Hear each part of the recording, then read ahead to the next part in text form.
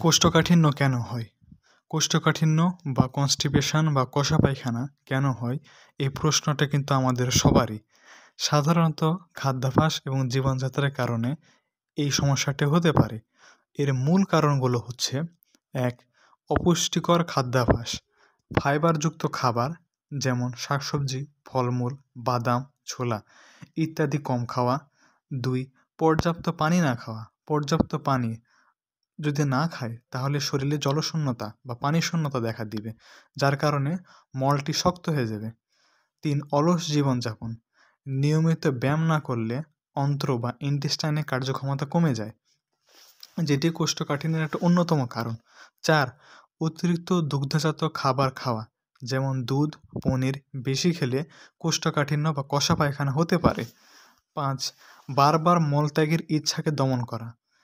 বারবার আপনার মলত্যাগের ইচ্ছা হচ্ছে কিন্তু আপনি সেটা দমন করতেছেন, এই ধরনের আপনার প্রবৃত্তি থেকে থাকলে আপনার অন্ত্র বা ইন্টেস্টাইনের কর্মক্ষমতা কিন্তু ধীরে ধীরে কমতে থাকবে। ৬. ওষুধের পার্শ্ব প্রতিক্রিয়া।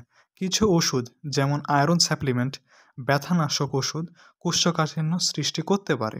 ৭. চাপ ও মানসিক উদ্বেগ। অতিরিক্ত স্ট্রেস থাকলে হজমতন্ত্রের কার্যক্ষমতা অনেক কমে যায়। ধন্যবাদ।